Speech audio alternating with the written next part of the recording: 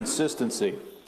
So if you look at the lesson, if you're joining us right now on YouTube, there's a link to these notes right underneath in the description. And if you're joining us on Facebook, you want to go to gracelifebiblechurch.com, click on the link for lesson 132 under recent sermons, and then you can access these notes that I have displayed right now on the monitor. So let's get right into the introduction here. So we began our study of the 1560 Complete Geneva Bible in lesson 128 by looking at its production and influence. So we looked at how it came about, the production of it, the printing of it, the influence that it had, and we will revisit a few of those points when we conclude our conversation about the Geneva Bible. But more recently, in lessons 129 through 131, we looked at the Old Testament of the 1560 Geneva Bible. Now, the reason why we spent so much time on that topic, that would be specifically the Old Testament, is because the Geneva Bible marked the first time that the entire Old Testament had been made available in English via, and this should say translation, I believe, via translation of the whole Hebrew text. So we made a lot of comments in the past about Tyndale and the portions that Tyndale was able to translate before he died. But the 1560 Geneva Bible is the entire Old Testament from Hebrew, okay? It includes the sections that Tyndale had previously done, plus all the sections that he was not able to finish before he was martyred. Moreover, in the readings where King James translators did not follow the bishop's Bible, they used readings furnished by the Geneva Bible in the majority of these instances. Consequently, it's important to observe the close connection between the Geneva and King James Old Testaments. So again, I've talked to you about this again. I'm going to lay this out in much more detail when we get there. But rule number one given to the King James translators was to follow the bishop's Bible unless the truth of the original determined otherwise. In the instances where they did not follow the bishop's Bible, statistically, more often than not, they used a Geneva reading instead of a reading that was in the bishop's. So that is why, another critical reason why this Bible is so important, all right? So let's get right then into the New Testament. So please recall in lessons 125, 126, and 127, we looked at the 1557 Geneva New Testament. The Geneva translators published 3 years later in 1560 a slight revision of their previous New Testament text from 1557. Regarding the 1560 revised Geneva New Testament, David Daniel, author of the Bible in English, Its History and Influence, states the following. So before I read the quote, let me just say something about that, all right? So, we know that in 1557, from Geneva, they did a what? A New Testament, all right? 3 years later, in 1560, they're going to translate the entire Bible, all right? So the entire Bible is going to be included in this 1560 Geneva Bible. So you can see then that, I mean, they're only with it. So the New Testament that is contained in this 1560 Geneva Bible is only 3 years removed from the one from 1557, right? So only 3 years are separating these. So there's not a ton of difference between them because they had just done it a few years earlier, okay? So the 1560 New Testament is going to be a slight revision of what they had already done in 1557. So let's look at this quote. So it's this quote right here. The text of the 1560 New Testament was a careful revision, no doubt, by Whittingham himself of that prepared by him in 1557. Now with slightly more attention to Beza's Latin text of 1556, but still closely following Tyndale.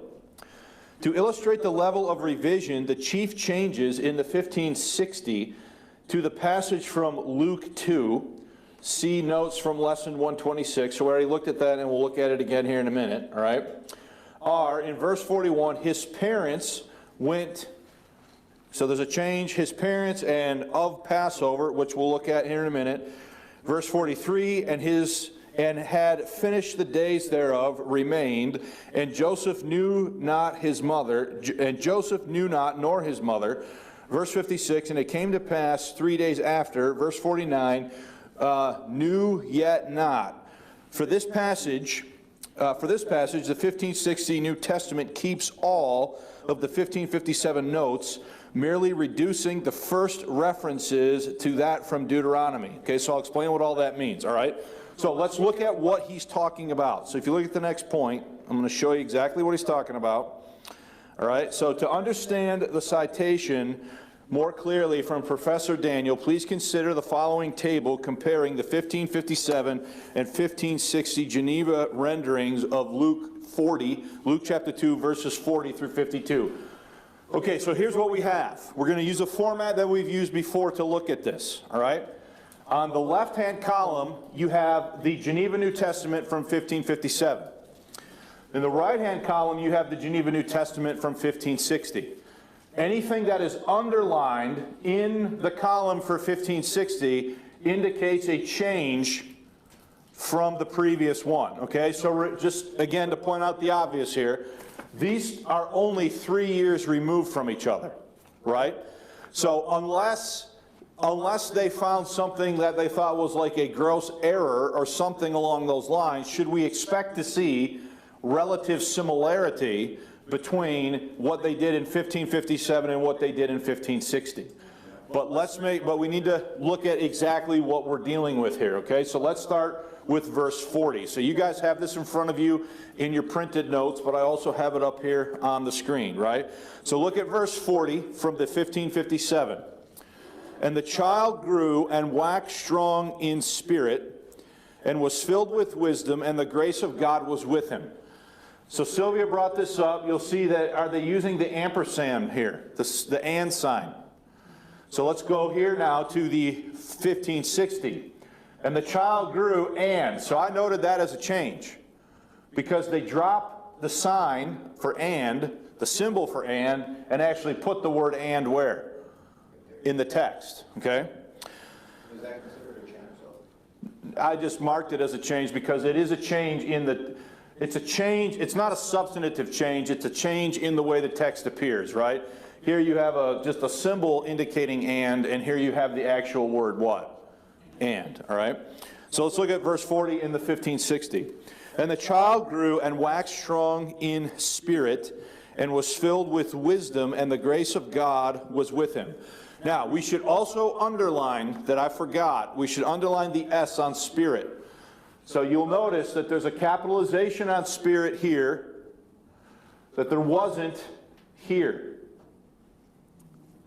Now, that could be substantive, right? Because if you capitalize spirit, you seem to be indicating now the third member of the Godhead, the Holy Spirit, right? So there is a change there that I overlooked when I went through this. So again, let me just make a brief disclaimer. When you're comparing stuff like this, if you look, after a while, your eyes kind of go sideways, okay?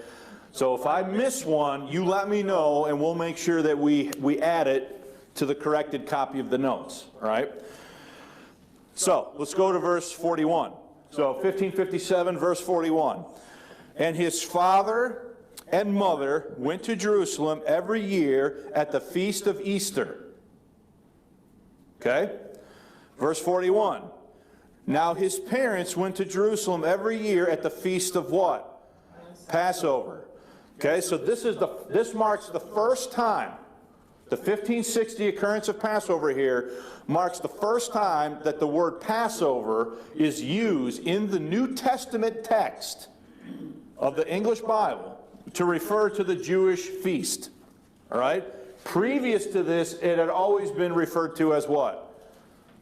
Easter. And we went through a whole study on that. I've written a whole book about that, right?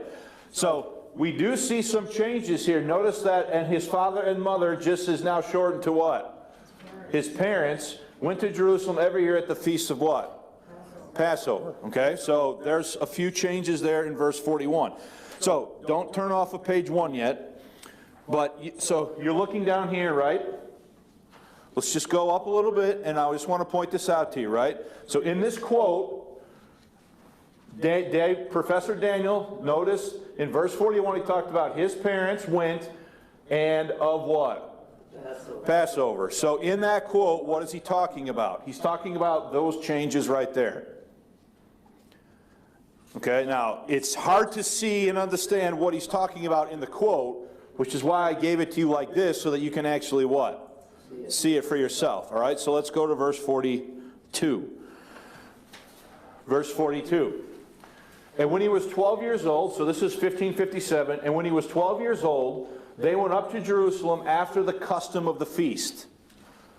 1560. And when he was 12 years old, and they were come up to Jerusalem after the custom of the feast. So there's a change there that I missed, right?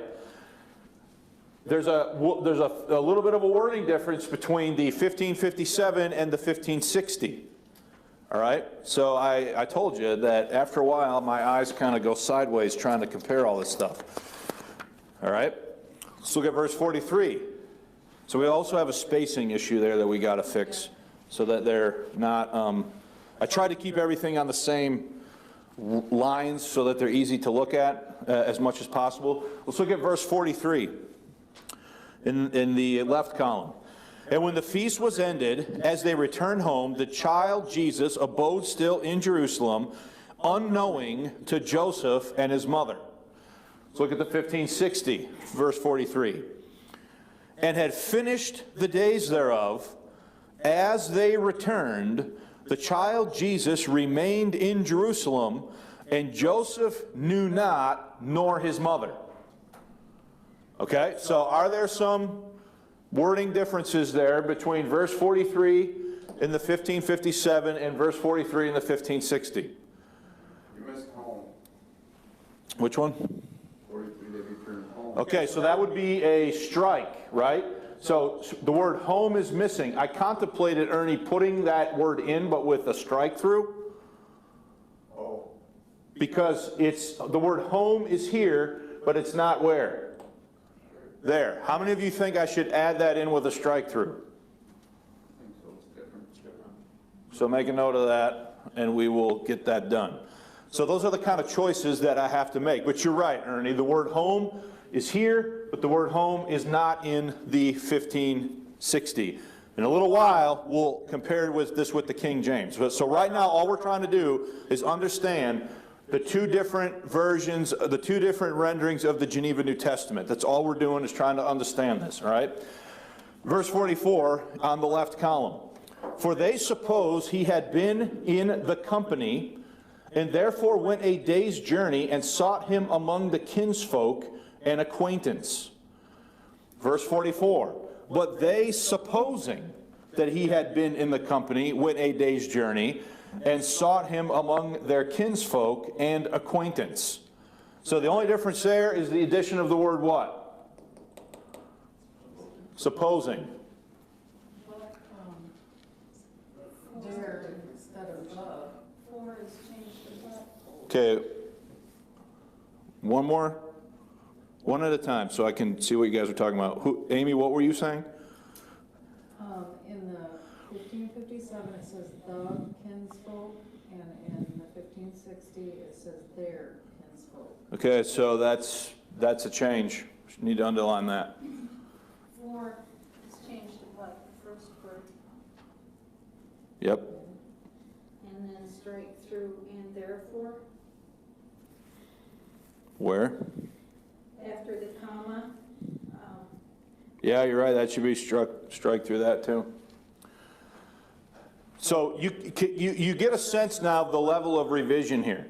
Okay. So Sylvia, once we have this column fixed, then what I will do is I will copy it into the other columns. So if you just worry about editing this part, in the next section where we look at this then compared to the King James, I will swap that out myself. Okay. Verse 45. 1557, and when they found him not, they turned back to Jerusalem and sought him. 1560, and when they found him not, they turned back to Jerusalem and sought him. Is it identical? All right, verse 46. And it fortuned after 3 days that they found him in the temple, sitting in the midst of the doctors, both hearing them and posing them. Verse 46, and it came to pass 3 days after that they found him in the temple, now with a capital T, sitting in the midst of the doctors, both hearing them and asking them questions. So you can see how, in this one, posing them at the end goes to asking them questions. Here it said, and it fortuned after 3 days. Here it says, and it came to pass after 3 days. The temple here is capitalized. Here it's not. So things like this, capitalization on temple versus not, is an issue of orthography and spelling, and what words should be capitalized and what words should not be capitalized. Okay? Yeah. There's different punctuation as well. Yeah. On the capital T, on the temple, do you see a significance there? I mean, is it a proper temple? I would say, well, I mean, there's the Jewish temple. But like this is a real sort of thorny issue for a lot of people, right? For me, now the one on Spirit, that to me is that is a potential problem. But stuff like this, I'm not totally sure what I think about that. I don't think that's changing anything. Anybody who's reading this knows what temple it is, whether it's capitalized or not. And King James went back and it's not capitalized. Yeah. It's not capitalized Passover either. So there's these. So that's what that shows you is disagreement about the orthography of English words and how words should be spelled and what words should be capitalized. Okay.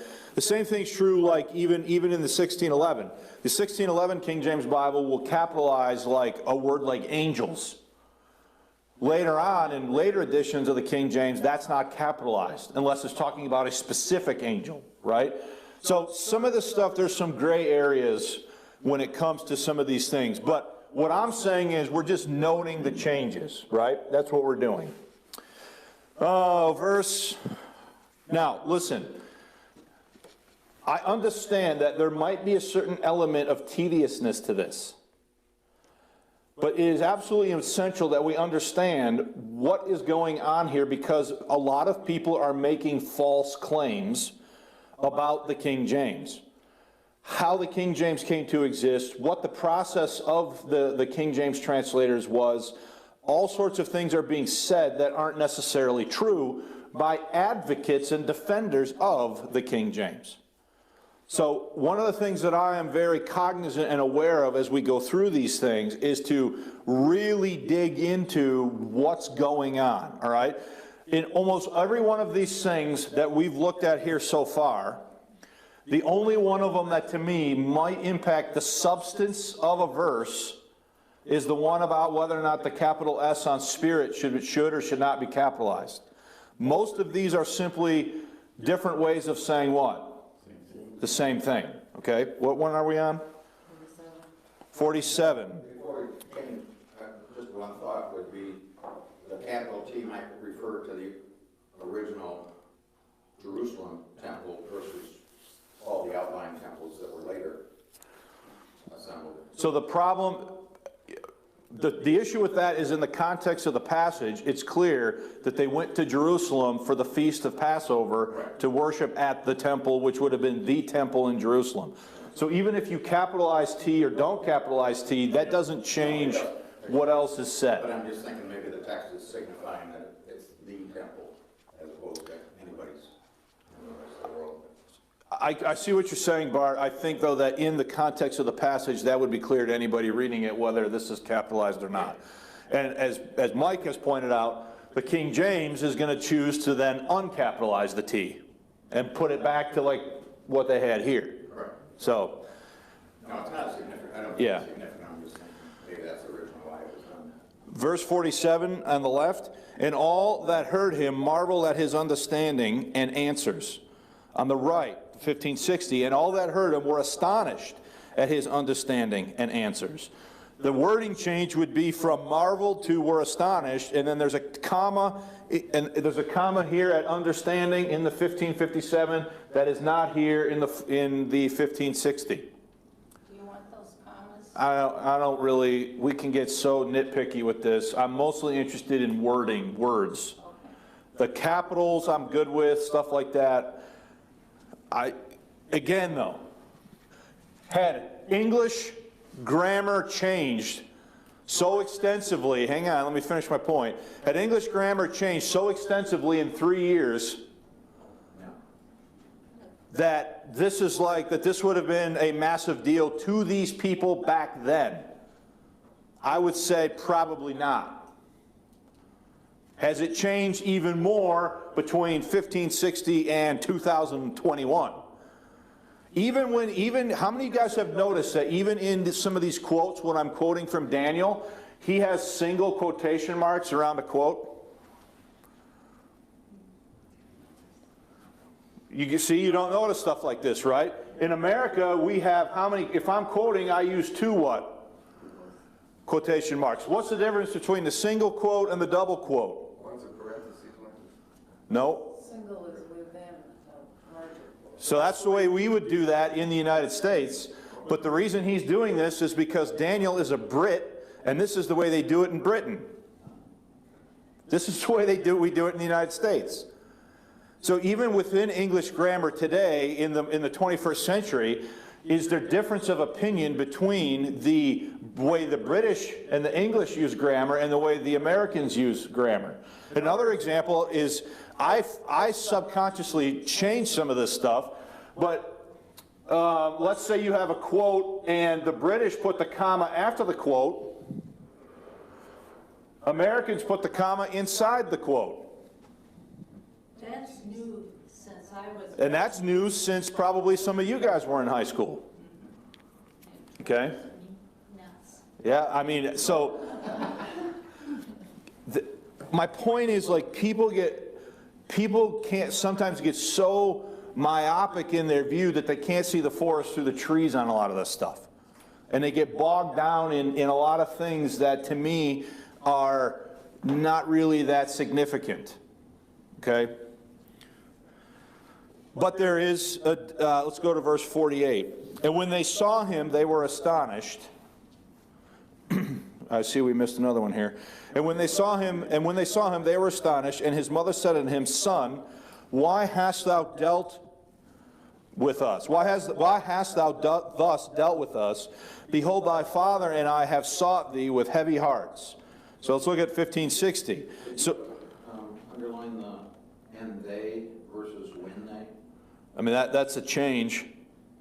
Look at the other column, the 1560. So when they saw him, they were amazed. So we need to underline amazed because that's a change from astonished, right? And his mother said unto him, Son, why hast thou thus dealt with us? Behold, thy father and I have sought thee. And now we have the word very, with very heavy hearts. So you have a qualifier in there now, underlined here, that wasn't in here.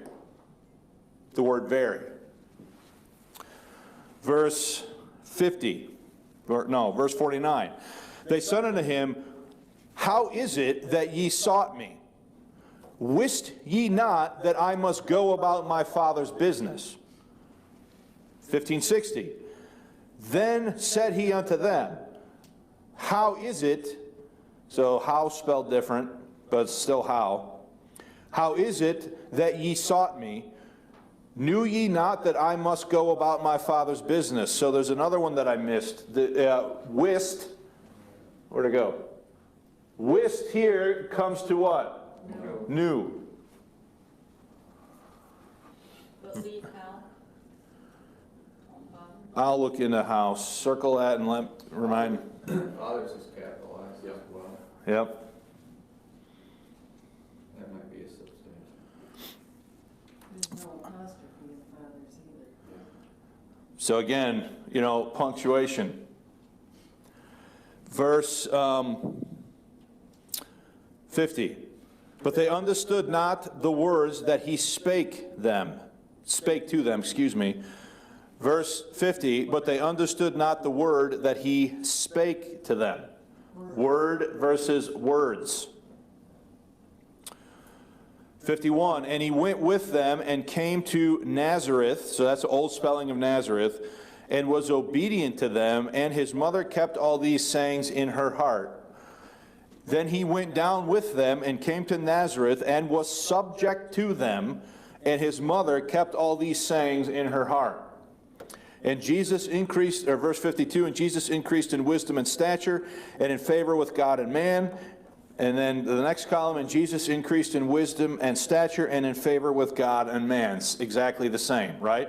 So, even in these examples that we're looking at here, and you can see that I missed more than I thought I did. I knew I missed some, but like, I'm serious. You sit down and it's like, because then you got to like look them up, and I'm trying to compare them back here and look here, and it's not the easiest thing in the world to do. So is there slight revision here? Yes. There is slight revision here. In the last verse too, it goes from man to man. Yes, you're right. Missed that one too. See? You guys need a different teacher, okay? It's easy to do. So if you look underneath, as noted above by Dr. Daniel, the marginal notes from Luke 2:40 through 52 remain virtually untouched in the 1560 Geneva Bible. In Lesson 126, we observe the following regarding these marginal notes. So if you guys look back through this, you will see that there are notations, right? So let's go up here. The first one is right here, this star sign at the Feast of Easter. If you look at the quote, in the inner margin at the star are Exodus 12, Leviticus 23, and Deuteronomy 26. And at the quotation sign,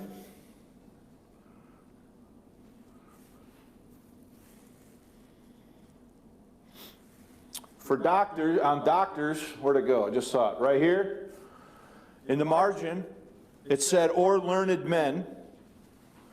In the outer margin at H, so scroll down and look at verse 49. Or look at verse 49, you'll see the H here on wist. For that, the margin says, our duty to God is to be preferred before father and mother.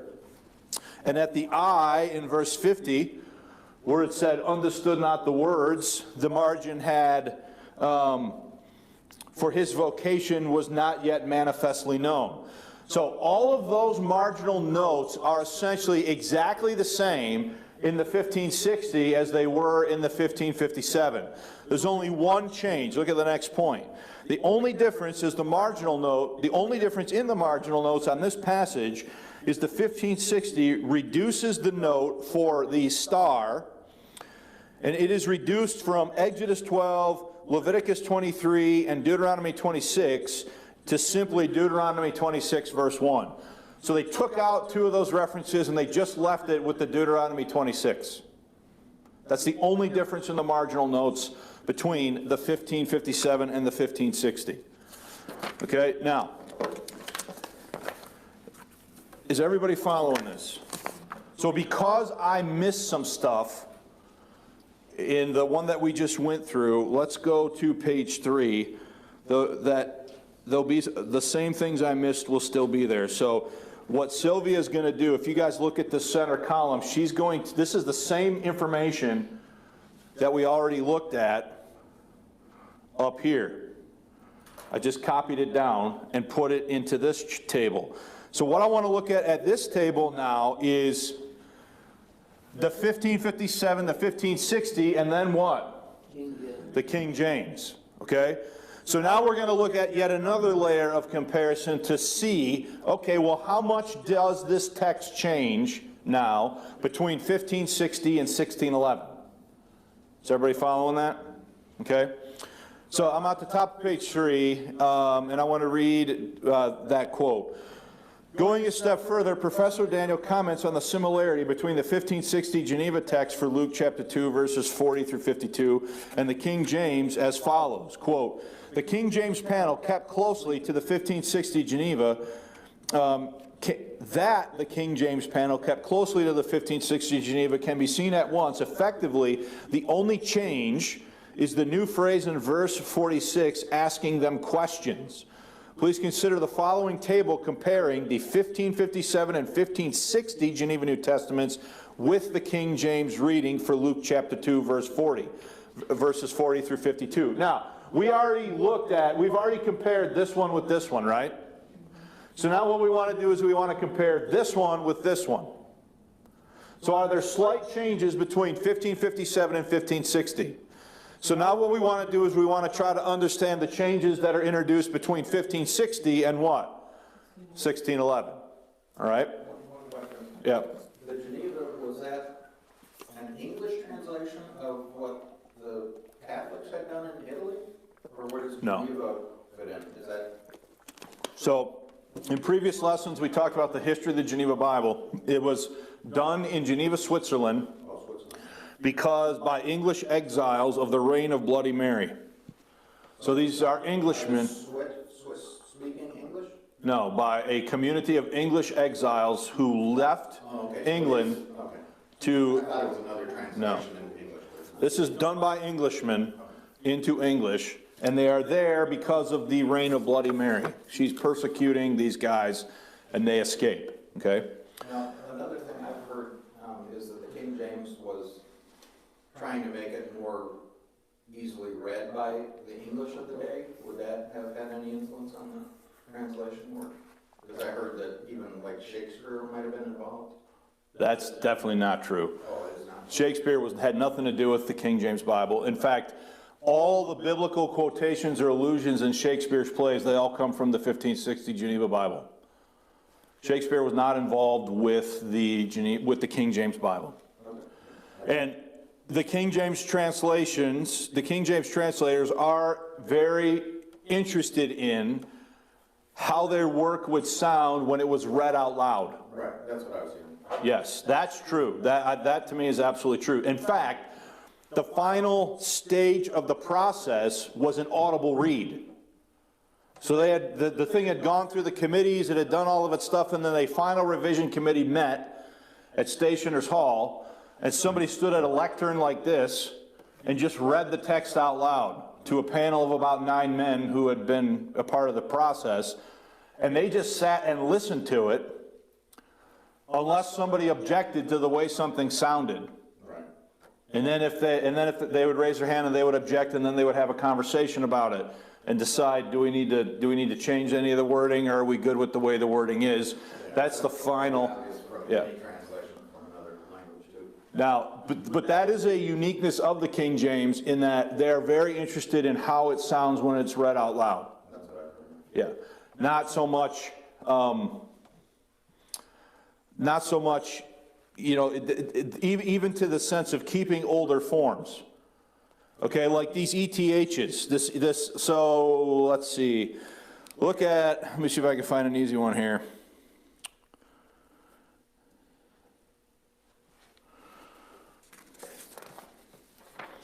Well, they kept whiskey not in verse 49. Yeah, they keep that. If you go in your notes, just drop down to page 6 quick.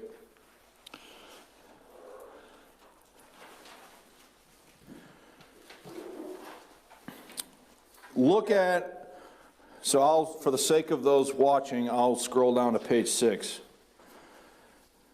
So, to Bart's question, look at page 6, this table on page 6, and let's look at verse 3. So the King James says, "And though I bestow all my goods to feed the poor, and though I give my body to be burned and have not charity, it what? Profiteth me nothing," right? So the word profiteth has the extended verb ending ETH on it, right? Well, let's go over to Tyndall. What did Tyndall have? Profiteth.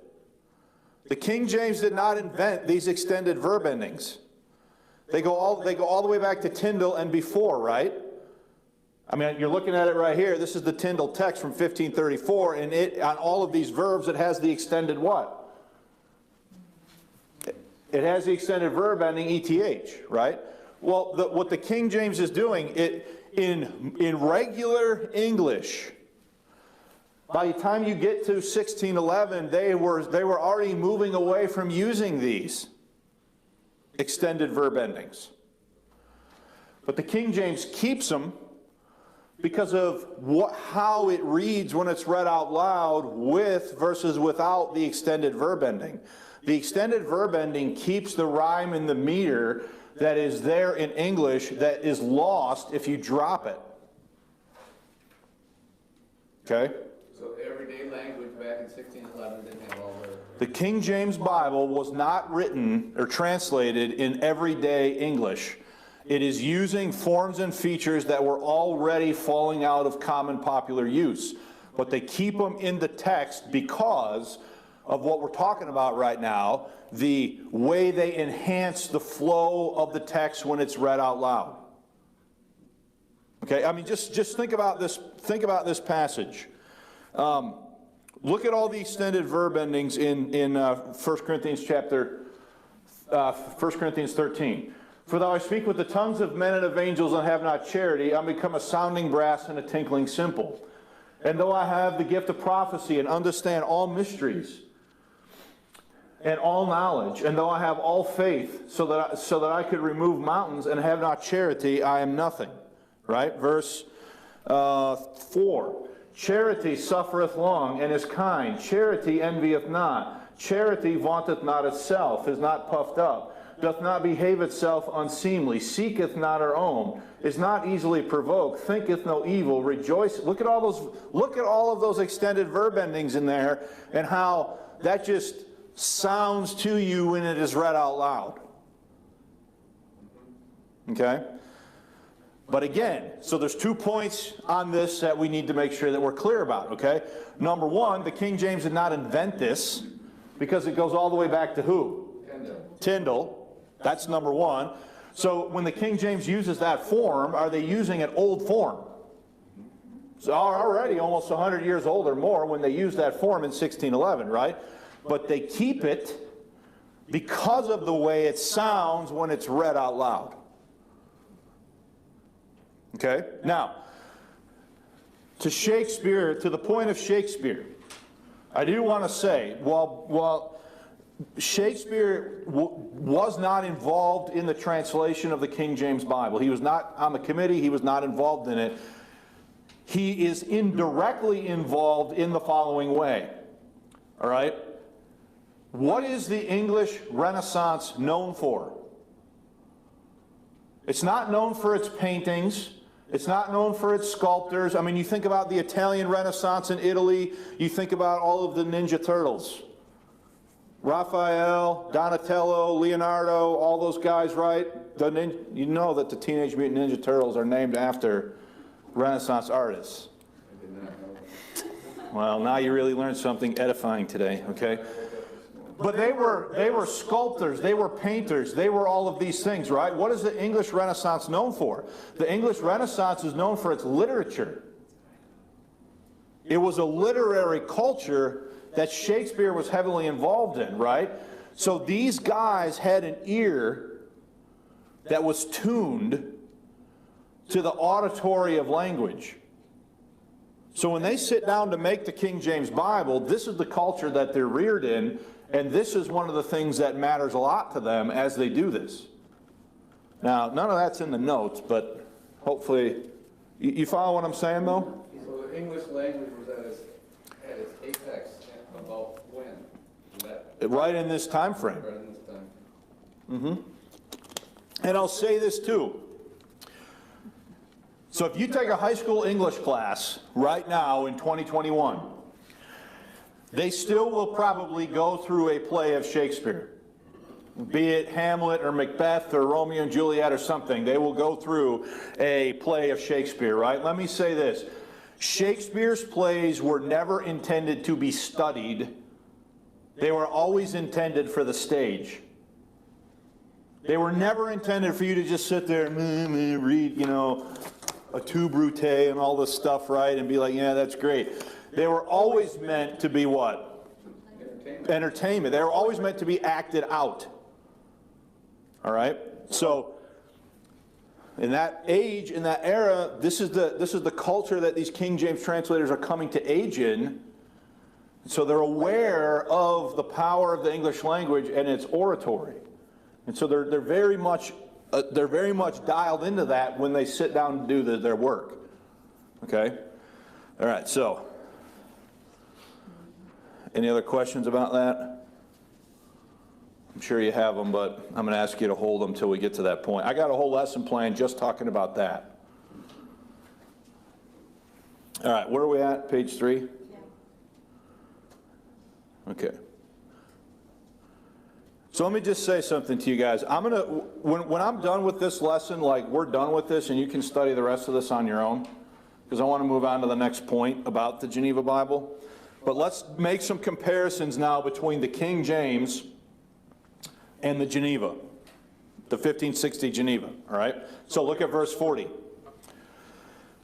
So I'll read the middle column first and then the right column.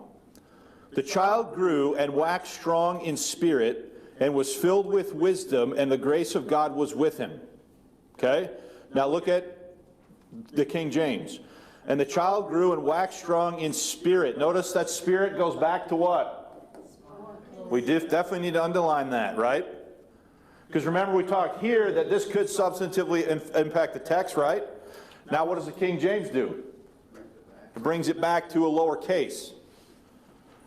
And the child grew and waxed strong in spirit, filled with wisdom, and the grace of God was upon him, versus, and the grace of God was with him.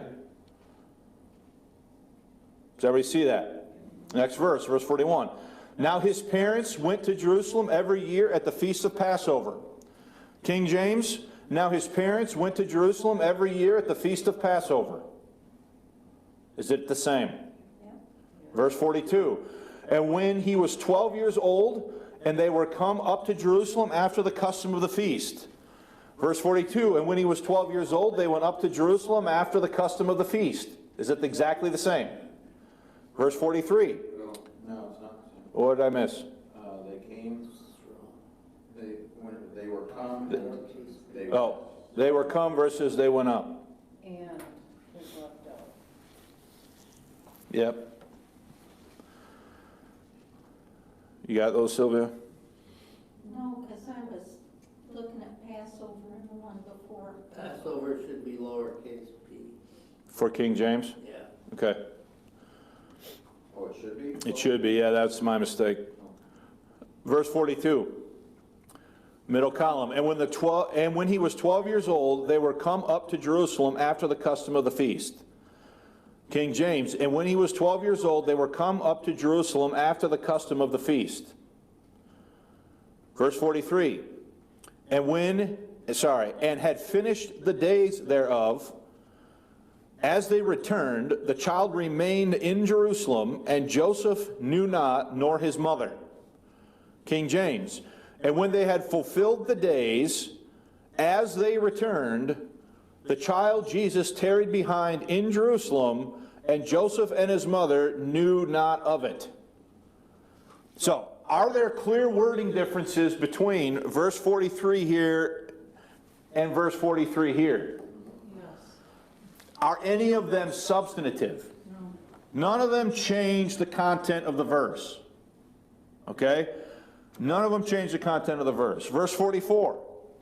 But they suppose, middle column, but they supposing that he had been in the company, went a day's journey and sought him among their kinsfolk and acquaintance. King James. But they supposing him to have been, there's one there that I missed, to have been in the company, went a day's journey, and they, so there's a they there, that's not in the other one, and they sought him among their kinsfolk and acquaintance. Again, is the King James a minor revision? Does the King James appear to be here a minor revision of the Geneva? All right. Verse 45, middle column. And when they found him not, they turned back to Jerusalem and sought him. And I missed some stuff here too. And when they found him not, they turned back again, so that's not there in the middle, to Jerusalem, seeking him. How did I miss that one? It's easy. Jeez, but it's so easy to miss. When you have 3 columns like this and you're trying to compare across all 3, that's why I have you guys to fix me. Verse 46, middle column. And it came to pass 3 days after that they found him in the temple, capitalized, sitting in the midst of the doctors, both hearing them and asking them questions. King James, verse 46. And it came to pass that after 3 days they found him in the temple. So, Mike, I think we need to leave that capitalized because it was capitalized in the 1611. Oh, it was? Yes. Okay, how about doctors? Doctors, I believe doctors was capitalized also in the 1611, but I will check, okay? But you can see a wording, so there's, again, some minor things there, right? What was the significance of the doctor's being? It's the idea of it being again, it was spelling convention at the time in 1611 to capitalize anything that was perceived to be like proper. Now, the doctors weren't referring to medical doctors? No. They were- Doctors of the law, Doctors of the law, the Pharisees. Pharisees, Yeah. okay. Verse 47 in the middle. And all that heard him were astonished at his understanding and answers. King James, and all that heard him were astonished at his understanding and answers. Is that one identical? Just a spelling change. Where? Spelling. Astonished. Studied. That's the old spelling of astonished. It's the same word. We should have a big conference on the difference between Estonia and Spanish. We should. We can have Rodney come teach. Well, but all his numeric stuff doesn't work. It only works in a King James Bible, and it only works in a specific edition of a King James Bible. Anyway, I don't want to get into all that. Thanks, Ernie. Appreciate you bringing that up. Verse 48, middle column. But it's true. Are you telling me that in almost all of these verses that anybody that had a 1560 Geneva Bible didn't have the Word of God? That's what you have to come up with logically if you go by their argument. I mean, I will show you some things in a 1560 when we get to a certain point that I think did need to be fixed. But by and large, if you read a 1560 Geneva Bible today, would you be far better off than reading an NIV? Absolutely. Okay? All right. So, do we need to go any further, or do we get I guess we should to finish you guys finding my mistakes. What I need somebody to do, seriously, is to go through all of these and find everything I missed. So who's going to volunteer to do that? Don't everyone raise your hand, because I know there's probably others that I missed. I'll be patient. All right, so do we need to go through any more of these, or do we get the point here? So if you look at page 4, again, there's just a ton more of examples. Now, if you go to the next page, I went even a level deeper so that you could see on these passages. So here's Luke 15. We went a level deeper to show how Tyndale had it, how the First Geneva New Testament had it, how the 1560 Geneva New Testament had it, and how the 1611 had it. And what you'll find in almost every case, right, is the King James essentially the same is the King James essentially a revised version of Tyndale? yes. That's why when we went through Tyndale, I said Tyndale wrote the rough draft for the King James what? Okay? So you can look at page 4, 5, 6. You can see all of the different examples there. There's a long example with all of 1 Corinthians 13 on pages 6 and 7. And then let's just, for the sake of time, go to the conclusion. I think we've seen enough examples to get the point, right? So, and we'll hit home here on a few of these points in the conclusion. So, the New Testament as found in the 1560 Geneva Bible was a slight revision of the previous 1557 New Testament. I think we've seen enough examples to prove that beyond doubt. Okay? So, as we think about this, look at the next point. Studying the textual facts found in the translational history reveals conclusively that God did not dictate the English Bible to the King James translators. That absolutely did not happen. If he did, he must have done it for the previous versions. If he did, he would have had, yes, if he did, he would have had to done it for the previous ones too, because are they all essentially the same? At least in the New Testament, the stuff we've looked at here in these examples. So, studying the textual facts found in the translational history reveals conclusively that God did not dictate the English Bible to the King James translators. So when you hear people say, so I'm leaving the notes for a second, when you hear people say things like the following, that the translators could read and speak and meditate in Greek, and that they knew all of this stuff, and they knew all the nuances of the Greek and all this sort of thing, that might be true. It probably was true that they knew Greek better than I do, or probably too many people that are alive today, right? But they weren't just sitting at a table waiting for God to impart to them on high what the Word of God should be in English.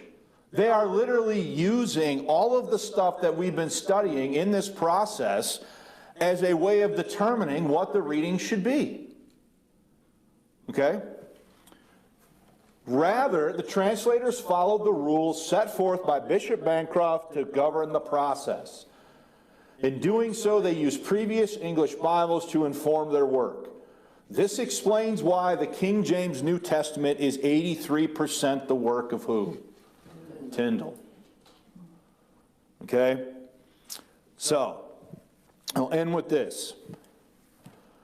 Double inspiration is a false doctrine that does not accord with the textual and historical facts or a dispensational understanding of the Scriptures.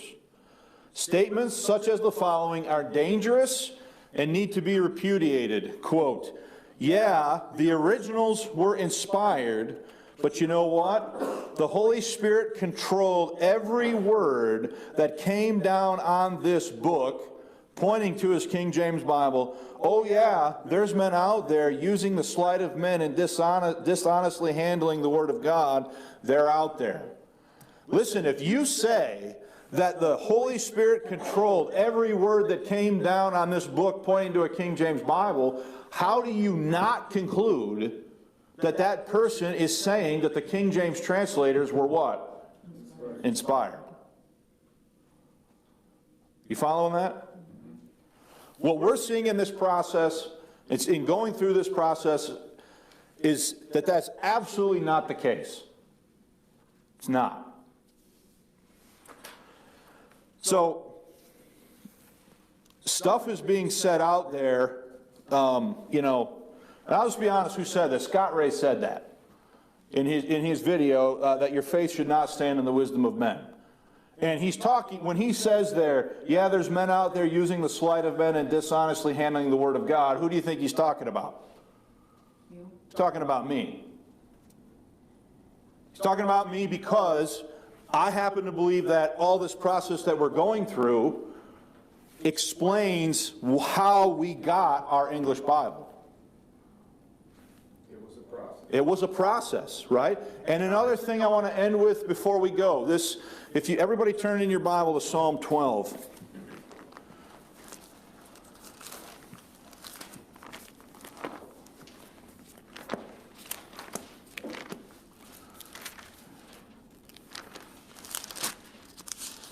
I made this point before, but I'm going to make it again.